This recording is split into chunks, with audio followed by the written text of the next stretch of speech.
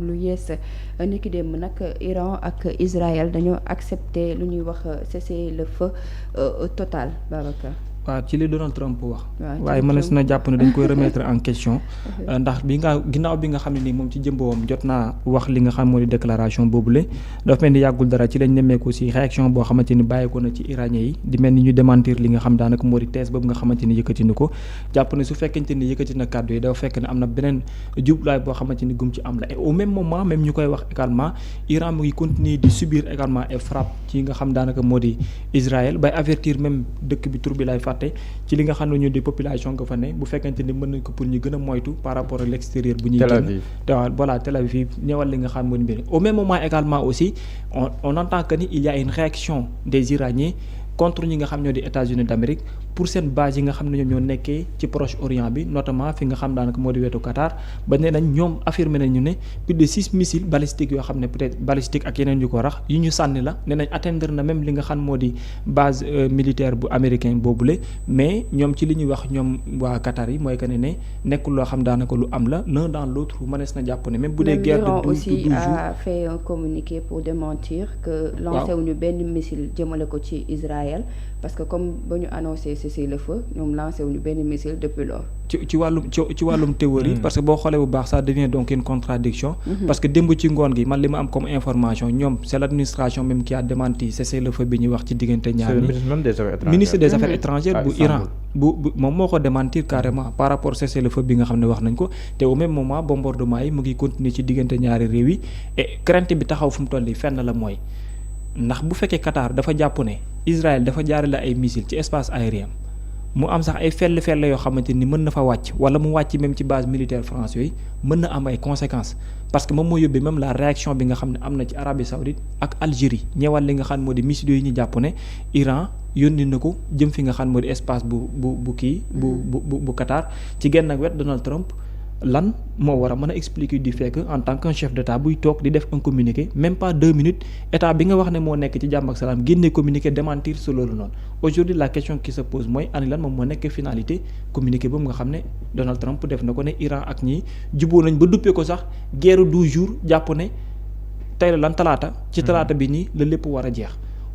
on est en train de voir exactement comme Iran démentir na mais Israël waxagoo lu leer ëllëg lu muy doon. en tout cas laaj yu bëri samp na ñeewal cessez-le-feu bi nga xam ne Trump moom moo ko annoncé diggante Iran ak Israël par la suite yeneen communiqué daal dinañu koy gis ci mbir moomu. waaw xam nga baaw dafa ne la guerre de 12 jours mu fàttali ma la guerre de 6 jours bi nga xam ne nii Israël moom la mëne woon si ay jamono su ma juumul en 1947 la woon su ma juumul si date bi boobu nag en 6 jours mu lijjanti li muy lijjanti xam naa bi danoo yaakaaroon ne loolu bis répétita moom mooy am mais les choses se sont compliquées pour Israël parce que beaucoup d'éléments démontrent que ni ñu yaakaaree woon na noonu lay yombee amaana demeewul noonu parce que boo xoolee Israël yàgg na cokkaas Iran daanul am riposte bu mel nii mais cette fois-ci riposte yi gëm naa ne am na si mbetteel bu doy waar boo xam ne ko si ba nii si Donald Trump duggee sax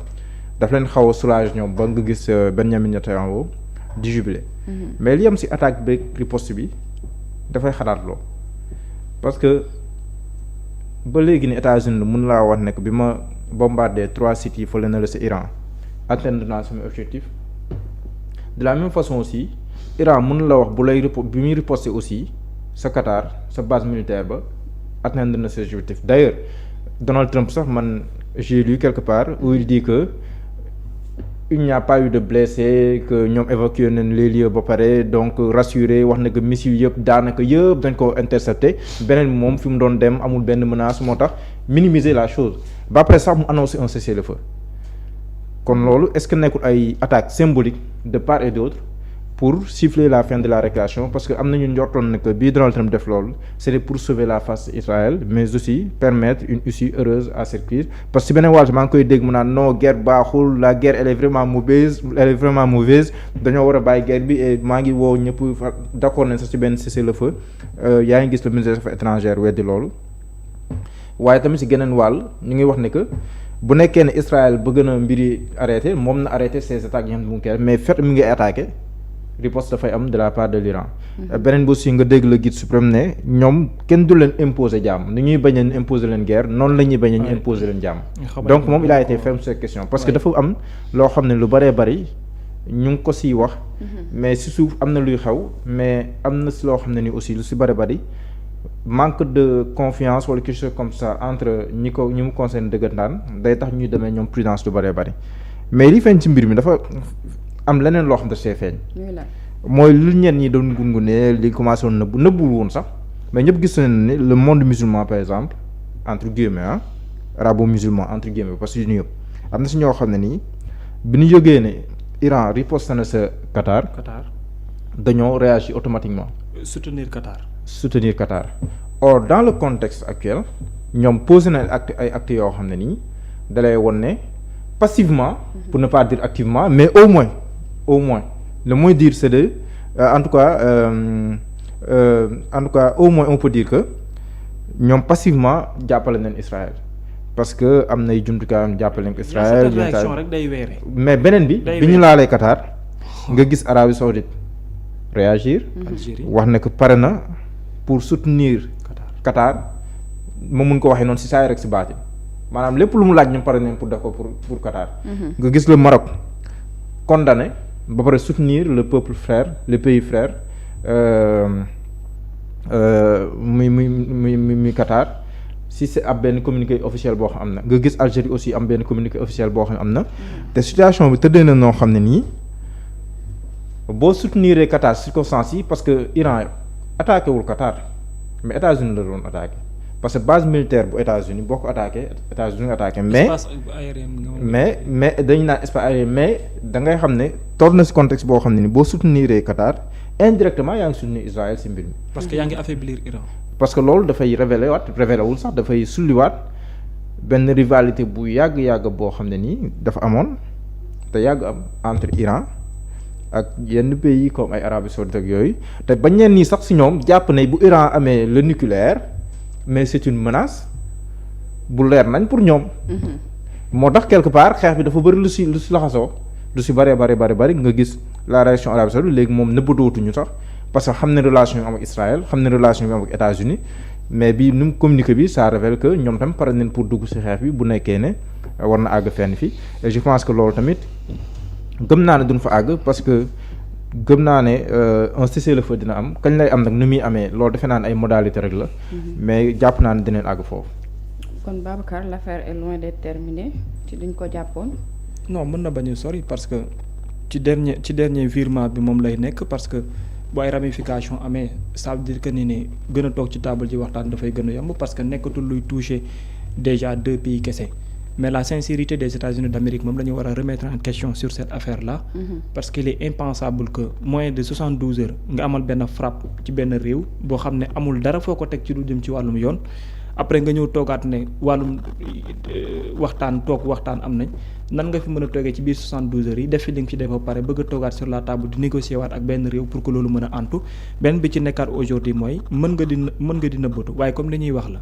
sàqar mi ak xamu ak mëq moom mënta àndandoor parce que mooy lu xew ci diggante yenn réew yi nga xam ne gis nga dem réaction yi ñu amal auprès ci ñi nga xam ñoo di waa Qatar te loo xamante ni sax mën nañ ko remettre en question mais le plus important mooy man problème bu mat moom laa am parce que barki démb maa ngi koy lim ñu ngi koy limaat fii mooy côté communication bi da ngay gis ñoo xam ne dañuy toog di la tegal ay article wala di la tegal yeneen yoo xam ne da lay leer na ñii ci seen communication wala seen lépp fi ñu koy tegee c'est en faveur ñenn ñii la ba mu pour nga mën a am l'équilibre wala la vraie information sax da nga koy remettre en question te loolu depuis le début ba fi ñu toll presque boo ko xool baax mu ngi taxaw mais l'un dans l'autre je pense que ne léegi ce qui est à retenir c'est que Qatar am nañ taxawaay boo xamante ni kenn waratu ko remettre en question parce que au-delà terreur bi nga xamante ni ñu ngi koy jéem a chercher pour di leen ko installer muy ci réew yi nga xam ne seen ay mbokk lañ ñëpp te mbokkoowuñu leen noonu laa koy waxee seen ay mbokk te mbokkoowuñu leen teewul malgré tout ñoom ñu ngi toog di dikku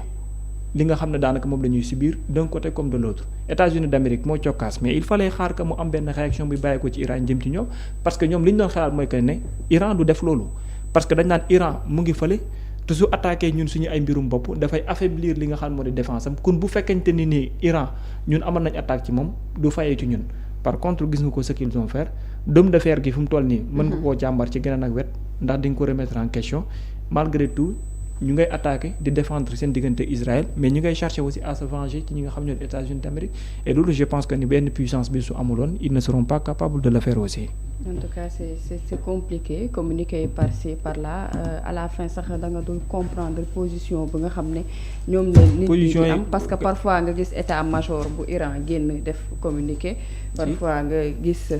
parce que ci communiqué bi ñu jot nii ci suba si c'est l'état-major moom moo génn wax ni que ñoom ils n'ont pas tiré defuñu benn missile. Mais est-ce que c'est officiel? Mais en tout cas daal man li ma dégg de manière officielle mooy. c'est le ministre affaires étrangères. waaw parce que je pense que ko tey je pense que mi ngi à Istanbul fu mu toll nii c'est Turquie fa négociation di woy di amee. man li mu wax laa jàpp que maanaam bu nekkee ne bëgg nañ mbiri arrêté que attaqué woon na bàyyi attaqué waaye fiat mi ngi attaqué ñoom dinañ riposter sànq maa ngi wax guerre des 6 jours bi c'était en 1967 kon ñu baal ma si ma indi leeral boobu noonu. mais pour ñëwaat si li nga xam ne ni aussi moom laa doon wax léegi nii ba pare le guide suprématie aussi était très clair. mais je pense inéluctablement que ñu ngi dem vers ça parce que même Trump miy dugg si coow li dugg bi mu si dugg xam ne ne duggantu la rek. or moom dans son pays du point de vue maanaam accompagnement populaire ak yooyu noonu. même son propre camp est divisé. même son propre camp est divisé sànq damay déglu rek benn écrivain français. bu présenté benn film boo xam ne ni aussi da koo def si wàllum ay guerre ak yooyu noonu bi mu koy présenté congrès américain dafa fekkoon mu tombeek premier jour bi Israël di attaqué Iran mais nee na ba si congrès américain am na si ñoo xam ne ay proches du président Trump lañu dañoo am mbetteel si li nga xam ne ni aussi moom waxee pour dire que même bu nekkee aussi Israël prévoiroon na dóor mais am na ñu mu bett si waa États-Unis si ay proches collaborateurs du président xaw ma na dafa bett Trump am déet mais pour dire que en tout cas moment bi mu attaqué sax mbetteel la si Trump donc loolu bu si doolee ko Trump ñëw dugg si nii nu mu si duggee mais amul son camp divisé ba pare mënul garantir benn yoon que ces objectifs ont été en tout cas lu ñu wane. parce que day am un objectif affiché ak un objectif aussi boo xam moom mooy le véritable objectif bi nekk si suuf est-ce que lii nekk woon pour def ko nii rek pour yoon pour après waxtaan mën a am pour après ñu sauver la face de Israël après kii ndax loolu nekk loolu mooy le véritable objectif lu ñu affiché wul donc pour dire que y a beaucoup de choses en tout cas qui se passe jàpp naa ne en underground comme ni ñu koy faral di waxee mais in fine dañuy dem vers un cessez-le-feu am naa si njort bu rafet. waaw. yàlla na jàmm ñëwaat. parce que mujj naa métti si Israël moom. waa du Iran moo téye mbiri affaire yi jamono ji. waaw Pa Assane Seck nee na bul di song koo xamut. xamul moom la mu yendoog la mu fanaan. wóorut lu mu gànnaayoo. waaw loolu daa mel looloo ko dal moom. jërëjëf Mouhamed bu suba sa yére bi rafet na Yankati Couture moo ko ñëw. waaw jërëjëf soxna Assou waaw Yankati Couture moom moo ko